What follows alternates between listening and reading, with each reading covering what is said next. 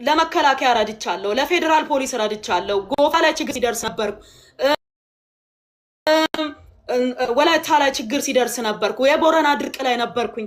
በማንኛውም ሰዓት ወገኖቼ በፈለጉኝ ሰዓት ሁሉ አለው። ለሌላ ሰው ከማበላቸው ከምጦራቸው አረጋውያን ጎኖኜ ቪዲዮ ተነስቼ አልፖስትም።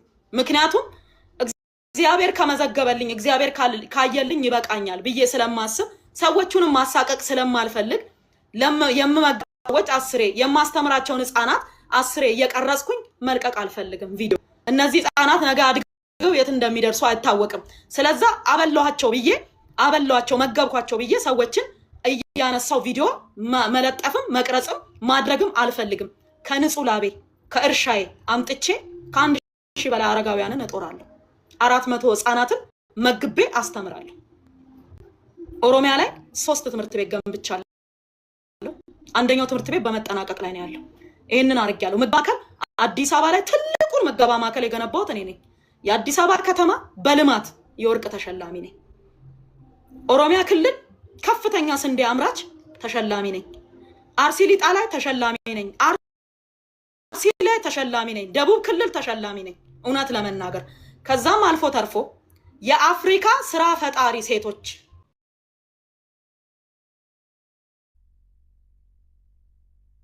ውመን ዓለም አቀፍ የሴቶች ፓርላማ አይኮኒክ ውመን ብሎ ማለት ነው በስራ ፈጣሪ ሴቶች ዘርፍ ተሸላሚ ነኝ። የ2025 ዱባይ ላይ ሄጄ ዋንጫ ይዤ መጥቻለሁ። እኔ በቅንነት ከማገልገል ውጪ ለምሳሌ እኔ እዚህ ጋር በነጥሎ ምናወራ ይሆናል ስለሱ ጉዳይ አሁን አላነሳም። በኋላ እያወራን ስንሄድ አነሳለሁ። ውሃ መውሰድ ካለብሽ ውሰጂ። አንዴ ኮፒ ሊንክ አድርጉት። እኔም ውሃ ላምጣ 1 ደቂቃ እስከዛ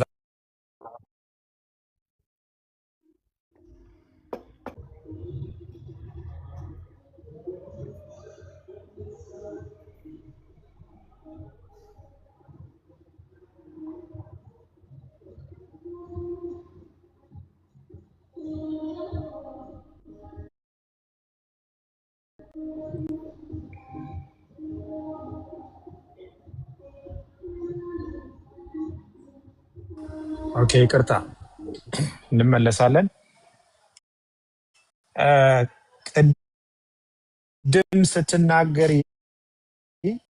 እንደገናም ደግሞ አንድ ደብዳቤ እጄ ላይ አለ። ምናልባት አይ ቲንክ የተያዘ ነዳጅ እንዲለቀቅ ስለመጠየቅ ይላል።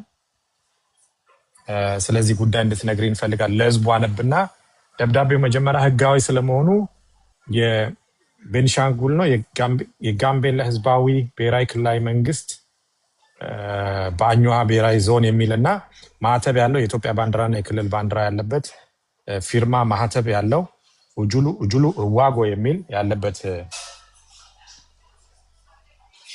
ህጋዊ ስለመሆኑ እንትን አደርጋለሁ። ከዛ ላንብበው። ምንድነው የሚለው? በጋምቤላ ህዝባዊ ብሔራዊ ክልላዊ መንግስት በአኝዋ ብሔር ዞን የዲማ ወረዳ መስተዳድር ጽህፈት ቤት ይላል።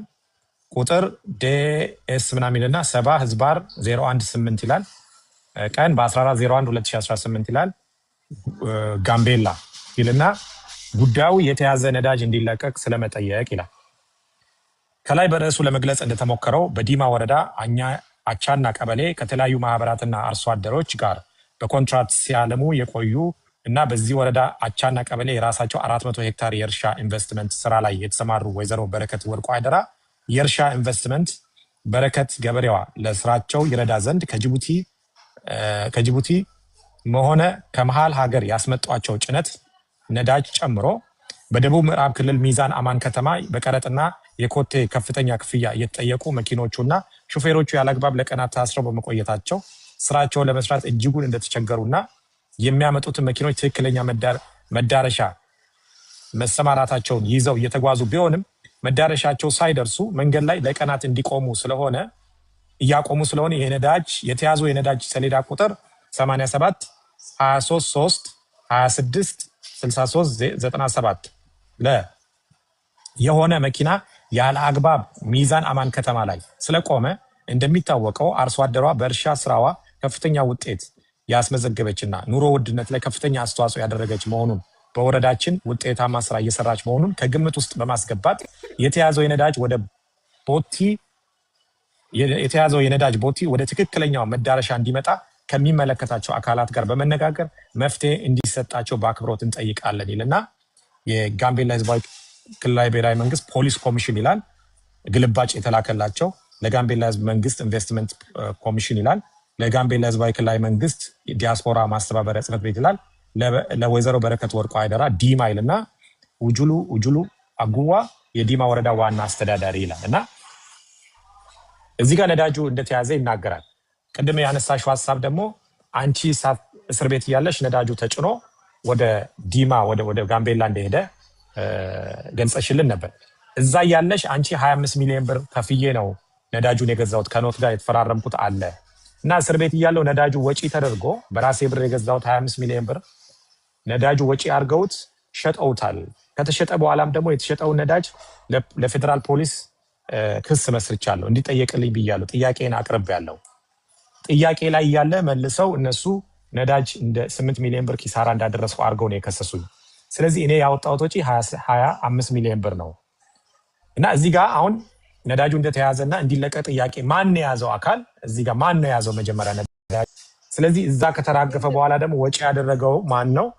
ከዛስ ፌዴራል ፖሊስ ምን መልስ ሰጠ? ለሱስ ማመልከቻ ያስገባሽበት ቀንና ሰዓት ደብዳቤዎች አሉሽ? ለህዝቡ ፍርድ ቤት ይሄን ነገር ጥያቄ ሲቀርብ በፍርድ ቤት ቆመሽ የፍርድሽ ቀን ወይ የቀጠሮ ቀን እነዚህ ነገሮች በትክክለኛነቱን ለማረጋገጥ ያስችልሻል ወይ? አለሽ ወይ ሰነዶቹ? የፌዴራል ፖሊስስ ይሄ ክስ እጁ ላይ ያለ ታዲያ ለምን አንቺን ወንትድ ብሎ ሊያወጣ ፈለገ? ምንድን ነው ጉዳዩ ብለሽ ታስቢያለሽ አንቺ? ይኸውልህ አሁንም እንደምነግርህ ምን እንደተፈለገ አልገባኝም። ምን እንደፈለጉ አልገባኝም። እርግጠኛ መሆንልህ ደግሞ ከዚህ ጉዳይ ጀርባ የራሳቸውን አጀንዳ የሚያስፈጽሙ ሰዎች አሉ ብዬ አምናለሁ። በጽኑ ነው ማምነው። ገባክ? እኔ ነዳጁ ተያዘ ተባለ እንደነገርኩ እኔ እስር ቤት ነኝ ያለሁት። ነዳጁ ተያዘ ተጻጻፉ፣ ይለቀቅ የሚል አካል አለ፣ አይለቀቅም የሚል አካል አለ። እሱን ሁሉ ስወጣ ነው ያየሁት፣ ደብዳቤዎቹም ማለት ነው። ከዛ በኋላ ያ ነገር ነዳጁ ሄዶ ተለቆ ነዳጁ ተራግፏል። የት ማደያ ቀጥታ መጥቶ ተራገፈ። ከተራገፈ በኋላ ነው ዲፖን ሰብረው እንደገና ጨረታ አወጣም ብለው እዛው እርስ በርሳቸው ቃለ ጉባኤ ይዘው ተፈራርመው ነዳጁን ሸጡት። ከፈለክ ከላኩል ሰነዶች ውስጥ እና የጨረታ ሰነዱ አለ ማየት ትችላለህ። እንዳጫረቱና 47000 ሊትር ብቻ እንደሸጡ አድርገው የነበረው ነዳጅ ዲፖ ውስጥ የነበረው የተራገፈው ነዳጅ ዲስፓቹ እንደሚያሳየው 93 የተፈቀደልኝ 100,000 ሊትር ነው። ቦቴዎቹ 100,000 ሊትር ስለማይችሉ 93,851 ሊትር ናፍጣ ይዘው ነው የመጡትና ያራገፉት። የተወሰደብኝም እሱ ነዳጅ ነው የተራገፈው። ቀጥሎ ግን አላዘዝኩም ነዳጅ። ለምን? እስር ቤትም ስለነበርኩኝ ከተፈታሁኝም በኋላ ወደ 12.7 ሚሊዮን ብር አካባቢ ቀሪ ብር ነበረኝ ኖክ ማለት ነው። ብሬ መልሱልኝ ያልኳቸው አልፈልግም፣ ምንም አይነት ናፍጣ አልፈልግም፣ ብሬ መልሱልኝ ያልኳቸው ድጋሚ ነዳጅ አላዘዝኩም ማለት ነው። እና ይሄው ነው ያለው ነገር። አመልክቼ ለጠበቃዬ ሁሉንም ሰነድ ሰጥቼው የእያንዳንዱን በህጋዊ መንገድ እንደተጻፈልኝ፣ ምርት በህጋዊ መንገድ እያመረትኩ እንደሆነ፣ ያለ አግባብ እንደተወሰደብኝ፣ ግለሰቦች እንደተጠቀሙ 38 ሚሊዮን መሸጡን ከ38 ሚሊዮን እርስ በርሳቸው ግለሰቦቹ ደህንነት ውስጥ ያሉ ሰዎች፣ ፖሊስ ውስጥ ያሉ ሰዎች፣ የተለያዩ አመራር ንግድ ቢሮ ውስጥ ያሉ ሰዎች ገንዘቡን ተካፍለው እንደበሉ፣ ነዳጁን በፍጹም እኔ እንዳልተረከብኩኝና እኔ እስር ቤትን እያለው ነዳጁ እንደተሸጠ አመለከትኩ ማለት ነው። እንግዲህ ያንን አመልክቼ ምንም አይነት መልስ ሳይሰጥ እሱ አይነት ነገሮችን እንዳታምኗቸው። የኔ አካውንት ኤ ብቻ ነው ትልቁ። ይልክ ፍራውል አንዴ ረቢራን አስገባው። ኦኬ ረቢራ። እሺ ረቢራን ፍቅሩና ያ ሜንሽን ለሪከርደሮች ካላችሁም ሪከርድ አድርጉ። ያውኑ እስካሁን ያደርጉታል። እሺ ረቢራ የት አለ? ቅድም እንትን ብሎ ነበረ። ኦኬ ቁጥር ልስጠው።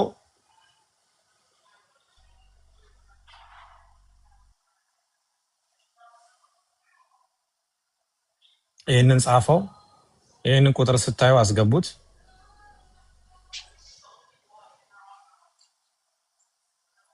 ይህንን ቁጥር ስታዩ አስገቡት እና ኮፒ ሊንክ አድርጉ።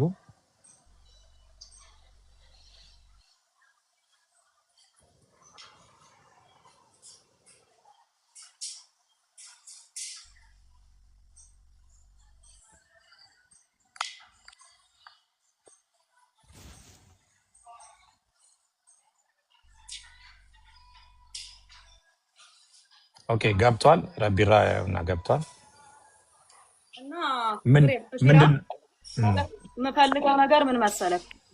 እኔ ብዙ ጊዜ የተለያየ ሰው ቪዲዮ ሲሰራብኝ ማንም ሲሰራ ዮኒ ማኛም ተነስቶ ይሰራል፣ ማንም የተለያየ ሰው ይሰራል አየዋለሁ። እኔ እንደምታውቀው ቲክቶከር አይደለሁም፣ የሶሻል ሚዲያ ሰው አይደለሁም።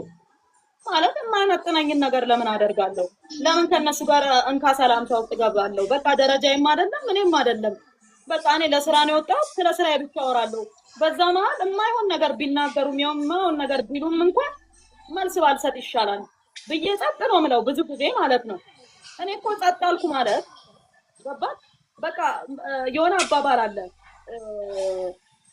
ተበዳይ ዝም ካለ ተከሳሽ ይሆናል ይባላል። ገባህ? እኔ ብዙ ጊዜ እንደዚህ አይነት ነገር አደረኩ። ኢቭን ስለ ካምፓኒዎች፣ ስለ ድርጅቶቼ፣ ስለተለያየ ነገር ፋይንድ አውት አደረኩ። እንደዚህ ደረስኩ። ሰነዱን አላየ፣ የሼር መጠኔን አላነበበም፣ ምን ያህል እንዳለኝ አያውቅም። 1% ነው ያላቸው ድርጅቱ ላይ ሁላ ብሎ እኮ መጥቷል እኮ። እስኪ እና እንዴት እንዳወቀኝ እንዴት እንደደረሰበት ገባ አይደለ? እኔ ኢትዮጵያ ውስጥ የሚታይ የሚዳሰስ ንብረት የለኝም እንዴ? ሌላ ሀገር ውጭ ሀገር ያለኝም ቶ ኢትዮጵያ ውስጥ እኔ እኮ ጎፈንድሜ አልከፈትኩኝ፣ ሰዎችን እርዳታ አልጠየቅኩኝ፣ እርዱኝ አላልኩኝ። የምችለውን እየረዳሁ እየኖርኩ ያለው ሰው ነኝ እኮ፣ በአቅሜ እየሰራሁ ያለው ሰው ነኝ እኮ አይደለም እንዴ? እንደ ሴቶች ትልቅ ደረጃ መንግስትንም ህዝብንም አገርንም አምነ ኢንቨስት አደርጋለሁ ብለህ ገንዘብህን ይዘህ ከውጭ ሀገር ነው ገንዘብ ያመጣሁት አይደል? ገንዘብህን ይዤ መጣሁ። ገባህ? እኔ አሁን በምን መተማመኛ ነው ሌላ ሰው መጥቶ ይሄንን ነገር ሊያደርግ የሚችለው? በምን መተማመኛ ነው ሌላ ሰዎች መጥተው ኢንቨስት የሚያደርጉት? እንዴት ነው የሚሰሩት?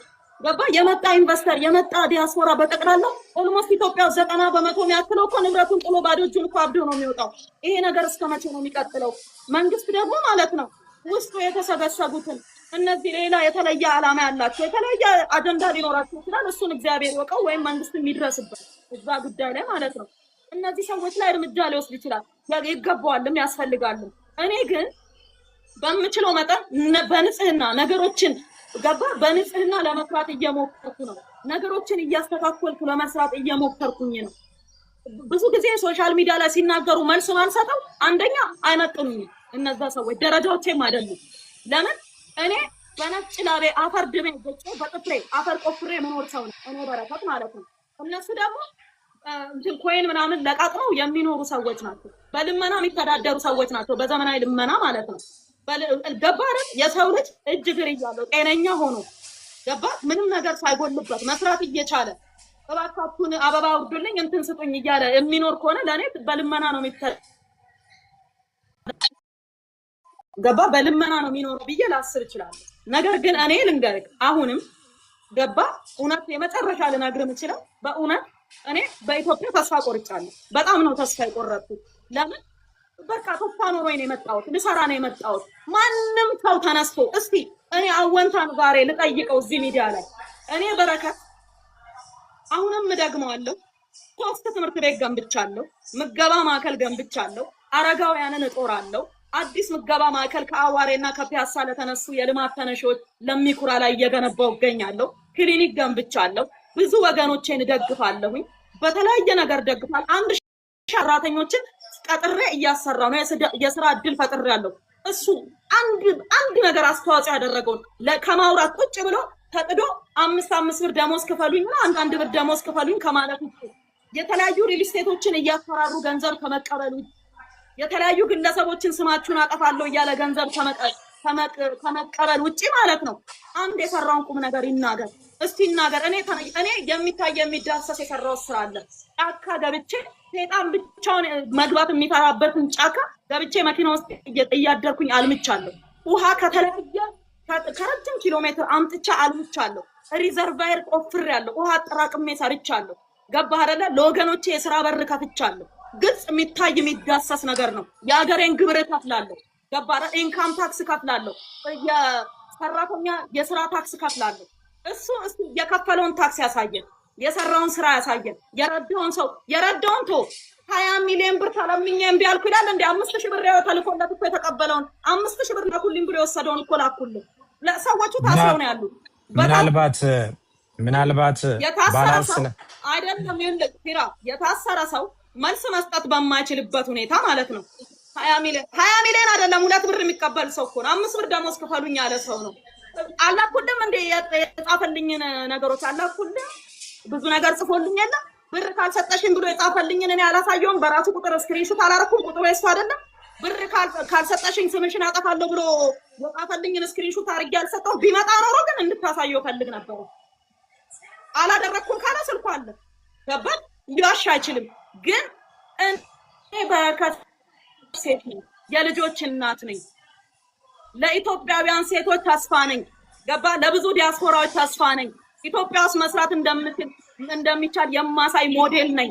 ገባህ አይደለ? ኢትዮጵያ ውስጥ ልንገር ከባድ ቶታል ያለ ሰዎችን የሚያመክን ትውልድ የሚያመክን የሚሰራን ሰው የሚያመክን ከባድ ሾተላ አለ። ገባህ አይደለ? በጣም መጥፎ ነገር ነው። የሚሰራን ሰው መምታት በጣም ነውር ነው። እውነቴን ነው የምነግርህ። በጣም ዝም ያልኩት ምንም አያረግልኝም። ከነሱ ጋር ገብቻ አልለፋለፍም ብዬ ነው።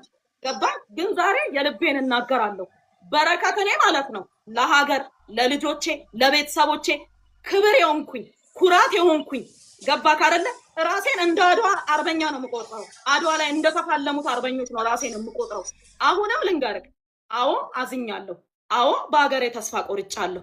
አዎ የሚደረግም የማይደረግም ነገር ተደርጎብኛል። ልንገርህ ተደርጎብኛል። ብዙ ሰዎች በነገራችን ላይ ስለ እናቴ እየደጋገሙ ይጽፋሉ። እማዬና እኔ ይቅር ለእግዚአብሔር ተባብለን ሶሻል ሚዲያ ላይ ስላልመጣን ነው። እማዬና እኔ ይቅር ለእግዚአብሔር ተባብለን ሆስፒታልም እያለው አብራኝ የነበረችው እማዬ ነች። ገባክ? እናቴ ነች የነበረችው። በጣም ሰላም ነን፣ እግዚአብሔር ይመስገን። ሌላ ቀን ደግሞ እዣ ትመጣለች ራሷ ማለት ነው። ፍላጎት ስላልፈለገች ነው ሚዲያን እንጂ ብትፈልግ አመጣታለሁ እማዬን። ስለዛ ምንም አይነት ግጭት የለብንም፣ ምንም አይነት ችግር የለብንም። ቤተሰባችን ሰላም ነው። እማዬም ሰላም ነች፣ ምንም ችግር የለባትም። እግዚአብሔር ይመስገን። ሶሻል ሚዲያ ላይ ተፋቀርን አብረነን ብለን ማሳየት ስላልፈለግን አልፈልግም ማለች መብቷ ነው፣ እሷ ደግሞ ማለት ነው። ስለዛ ከእናቴ ጋር ከእናቴ ለእናቴ እኔ ነው የምቀርባት ከእናንተ በላይ ለእኔ ነው እናትነቷ። በአንድ ወቅት ተጋጨን፣ እግዚአብሔር ይመስገን ታረቀን፣ ሰላም ነን፣ ፍቅር ነን። ቤታችን እውነቴን ነው ፍቅራችን፣ ሰላማችን እንደ ወንዝ እየፈሰሰ ነው ያለው። ስለዛ ብዙም አትናደዱ፣ ሰላም ነን፣ እግዚአብሔር ይመስገን። ቀጥሎ ደግሞ ማለት ነው የሆነ ሰው መጥቶ ሊቀርብ ነበረ፣ ሰነድ ሊያቅ ይኸው ዛሬ መጥቻለሁ፣ ቀጥሬሃለሁ፣ አወንታ መታ መግለጽ ነበረብህ። መታ እኔ ሰነድ አምጥቼ ሞግትክ ነበረ። አንተ ግን አንድ ሰነድ የለህም፣ እየተከፈለ ትለፈልፋለህ። እስቲ እንደ ሰው ሰርተህ ብላ። አንዴ ኦዲተር ነኝ ትላለህ፣ አንዴ ኮሚሽነር ነኝ ትላለህ፣ አንዴ ኮነሬል ነኝ ትላለህ። ምንም አይደለህም። በቃ አልተማርክም። ምንም ማለት አይደለም። እየለፈለፍክ ነው የምትበላው። እግዚአብሔር ከፍቶልሃል። በቃ የተከፈተልህን ብላ። በቃ ተፈቅዶልሃል። ችግር የለም። የኢትዮጵያ ሕዝብ መስኪን ነው። ለለማኙም ለምኑም ይሰጣል። ካለው ከመቀነቱ እያወጣ የኢትዮጵያ ሕዝብ ይሰጣል፣ ይረዳል። ታውቃለህ። የኢትዮጵያ ሕዝብ ከጉለቱ ነው ለሕዝብ የሚረዳው። እየረዱት ነው። ልጆቹን እያሳደጉለት ነው። በውሸት እየመጣ የሰው ስም እያጠፋ ልጆቹን እያሳደጉለት ነው። እሳይ። እኔ ግን ልጆቼን የማሳደገው ከነጭ ላቤ እርሻ ቦታ ከለፋውበት አፈር ድሜ ከጋጥኩበት ከለፋውበት ከነጭ ላቤ ነው ልጆቼን የማበላው። እየኖር ካለሁት በነጭ ላቤ በልፋቴ አፍሪካ ሀገር፣ አውሮፓ፣ ቻይና ለቻይና ተንከራትቼ ባገኘሁት ገንዘብ ባለቤቴ አንዴ ዩኤን አንዴ ፕሬዝዳንት ጽፈት አንዴ የተለያየ ቦታ በውትድርና አገልግሎ በ17 ዓመት አገሩን አገልግሏል። ባለቤቴ ከ17 ዓመት ውስጥ 10 ዓመቱ የሪፐብሊካን ጋርድ አዛዥ ነበረ። 7 ዓመት ዩኤን ላይ ነው ያገለገለው።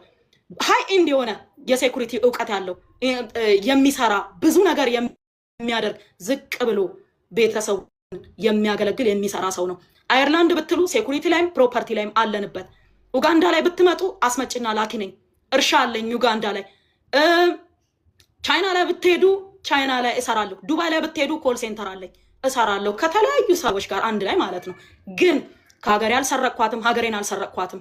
ከማንም ገንዘብ ይዤ ወጥቼ አላቅም። መኒ ላውንደሪ ተብዬ ተከስሻለሁ፣ ነፃ ወጥቻለሁ። መኒ ላውንደሪ አልተገኘብኝም። ሐዋላ ተብዬ ሐዋላ የሚባል ነገር አልተገኘብኝም። ምናልባት ነዳጄን ሰርቀው የበሉ ሰዎች፣ ነዳጄን የወሰዱ ሰዎች እዚህ ጋር 400 ምናምን ሺህ ሊትር ናፍጣ ከየት የመጣ ናፍጣ መቼ ሰጣችሁኝ? የት ወስጄው? ነዳጁ ሲወጣ እኮ ነው እስር ቤት ነኝ ያለሁት።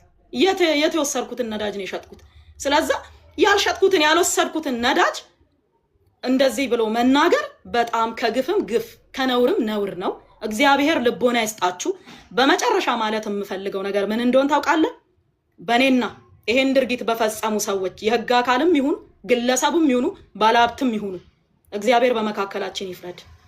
ሰማይና ምድርን የፈጠረ ጌታ፣ የጉልበቶች ሁሉ አለቃ የሆነ የጌቶች ሁሉ ጌታ የሆነ እግዚአብሔር በእኔና በዚህ ድርጊት ፈጻሚዎች መካከል ገብቶ ፍርዱን ይስጥ። እግዚአብሔር ደግሞ ላይቭ ነው። ከኔ የወሰዱት ገንዘብ፣ ከኔ ለሰረቁት ገንዘብ፣ ከኔ ላጭበረበሩት ገንዘብ ህግን ከለላ አድርገው የህግ ሰው ነን ብለው ላደረጉት ነገር ማለት ነው። በእውነት ሌላ ነገር አልልም። እግዚአብሔር መታከሚያ ያርግላቸው ገንዘቡ። ሌላ ምንም ነገር አልልም። ስለዛ ተወስዶብኛል። እኔ የማንንም አልወሰርኩም፣ እነሱ ግን ወስደውብኛል። በተረፈ ደግሞ ማለት ነው እኛ አገሪቷ ህግ አላት፣ መንግስት አላት አይደል?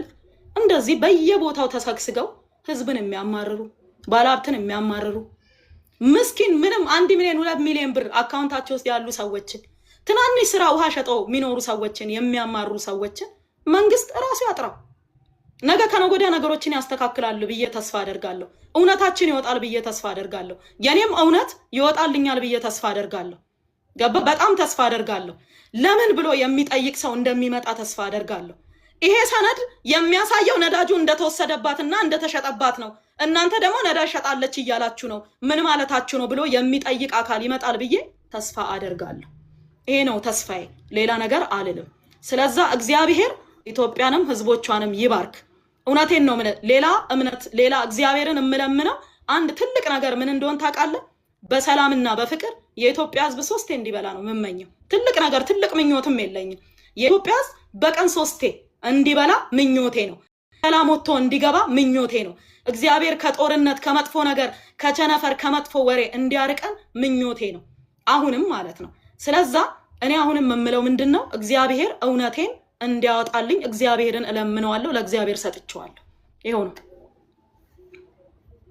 እግዚአብሔርን ማምን ሰው ነኝ። በእግዚአብሔር ላይ መተገብ እሱ ጥሩ ነው። የእምነት ሰው መሆንና ለእግዚአብሔር መስጠት የተፈጥሮም ግዴታ ነው፣ ባህላችንም ነው። ሀገራችንም በብዛት ሰፊ ህዝብ እግዚአብሔርን ያምናል። ሁላችንም እግዚአብሔርን ያምናል። ነገር ግን አንድ ያልገባኝ ጥያቄ አለ። በአንድ ወቅት ማንሳት ስላለብኝ ነው። የተከበሩት ክቡር ጠቅላይ ሚኒስትሩ መጽሐፍ ሲያሳትሙ 50 ሺህ ዩሮ ባለሳሳት ዜና ላይ የሰማሁት ነው። የመጽሐፍ ግዢ እንዳካሄድሽ ያሳያል።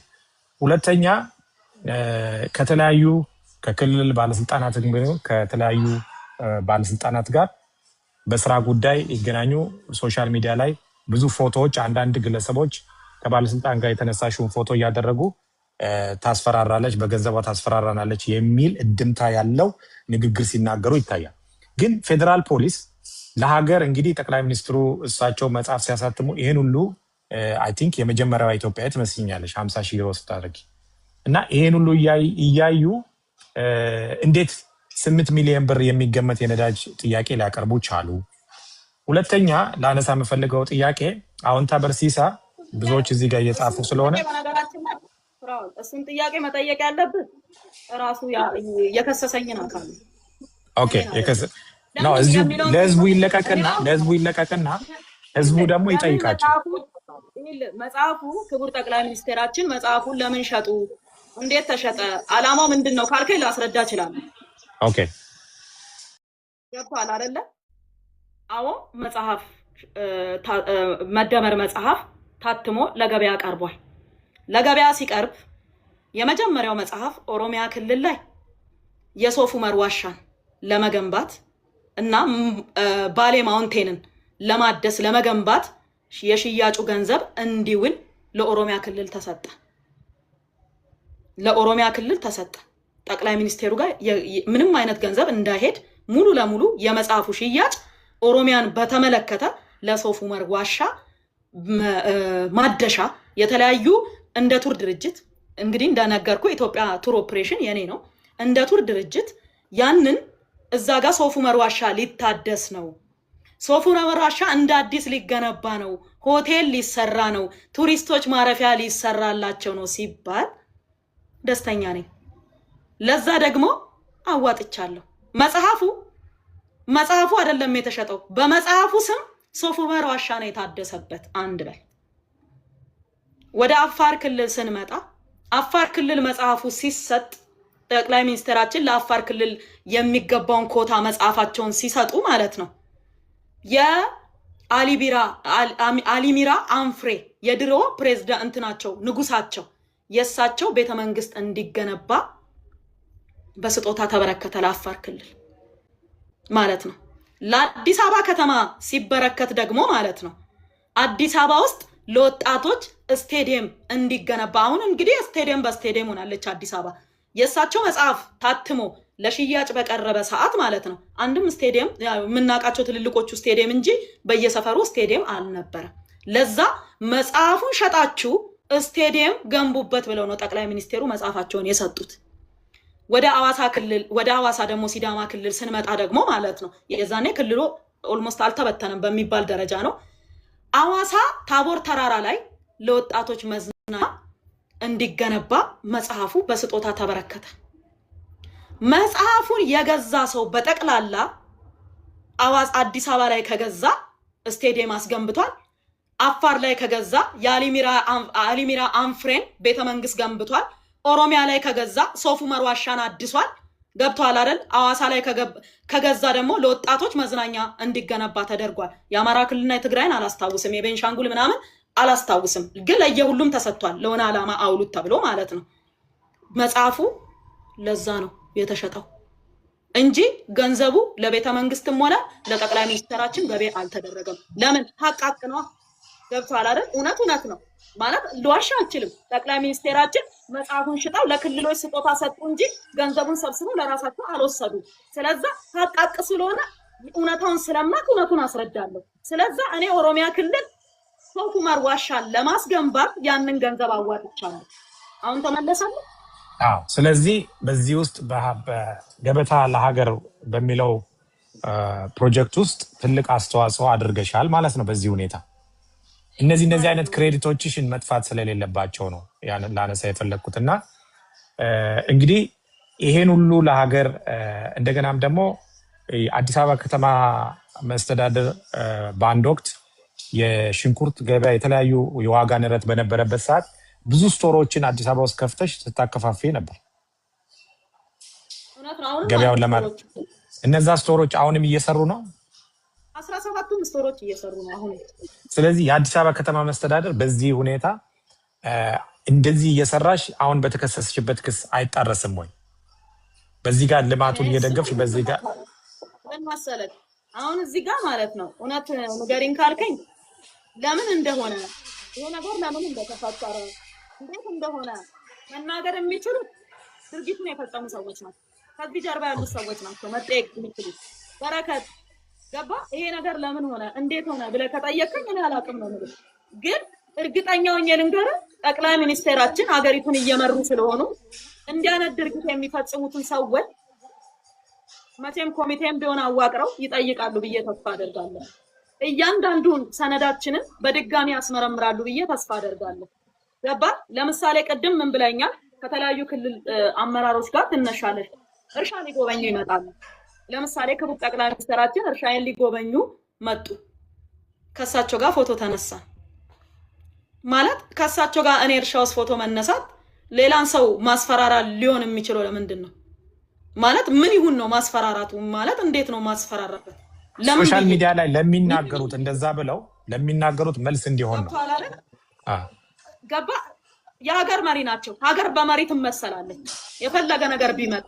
እኔ ለምሳሌ ማለት ነው ቅሬታዬ እሳቸው ላይ ላቀርብ ይችል ይሆናል። እንዲህ ለምን አደረጉ፣ እንደዚህ ቦታ ላይ መጥፎ ነገር አድርጓል፣ እንዲህ ነገር ብዬ ጠቅላይ ሚኒስቴራችን ላይ ቅሬታ በግሌ ላቀርብ ይችላለሁ። ሌላም ህብረተሰብ ሊያቀርብ ይችላል፣ ሌላም ኢትዮጵያዊ ማለት ነው። እውነት ግን እነግርሃለሁኝ እዚህ ጋር ማለት ነው። ሌላ የውጭ ኃይል ግን ሌላ ኤርትራዊ ሌላም አሁን ለምሳሌ ኤርትራም ልትል ትችላለህ፣ ግብጽም ልትል ትችላለህ፣ ማንም ማለት ነው እንዲሰድባቸው ግን አልፈልግም። እኛ ኢትዮጵያውያን ከተበደልንም ከከፋንም እንደ ልባችን እንናገር፣ ምንም ችግር የለም። ጠቅላይ ሚኒስቴራችንን ግን የውጭ ሀገር ዜጎች ግን እንዲያዋርዷቸው ግን ፍቃዴ አይደለም። በሌላ ሰው እንዲዋረዱ አልፈልግም። የሌላ ሀገር ዜጎች እንዲሰድቧቸው አልፈልግም። እኛ ግን ከከፋን መብታችን ነው፣ እንደ ልባችን እንናገራለን። በቃ መታወቂያም ከተከለከልን ልንጮህ እንችላለን። የሆነ ነገርም ከሆነ ልንጮህ እንችላለን፣ ልንናገር እንችላለን። ለምን ኢትዮጵያውያን ነን፣ ከከፋን እንናገራለን። ግን የሌላ ሀገር ዜጎች ግን ሌላ ማይመለከታቸው ሰው ስለኛ ማይመለከታቸው ሀገር ሰዎች ግን ጠቅላይ ሚኒስቴራችንን እንዲያዋርዱ ዝቅ እንዲያደርጓቸው ኢቨን ኢፍ ማለት ነው በፈለገ ደረጃ ልፈለግ ነገ ተከራክሬ ገባ ጥፋተኛ አልተባልኩም እኮ ወንጀለኛ አልተባልኩም ተጠርጣሪ ነው የተባልኩት አይደል በተጠረጠርኩበት ተከራክሬ ነፃ ወጣለሁኝ እኮ ችግር የለውም ማንንም ሰው እንዲረዳኝ አልፈልግም ማንንም ሰው እንዲያጋጥመኝ እንትን እንዲለኝ ሰፖርት እንዲያረጋኝ ምንም እንዲያረጋኝ አልፈልግም በራሴ መንገድ ነፃ ወጣለሁ ነገር ግን ሀቅ ነች እውነት ነች ከከፋኝ እናገራለሁ ከደበረኝ እናገራለሁ ይምንም ካላ እናገራለሁኝ ግን እምነግር ነገር ምንድነው አዎ ሲከፋን እንናገራለን እንሳደባለን እንጫለን የተለያየ ነገር እንላለን ይሄ መብታችን ነው እንደ ኢትዮጵያ በቃ የፈለግነው ሰው ላይ ልንነጋገር እንችላለን ግን አንድ ሰው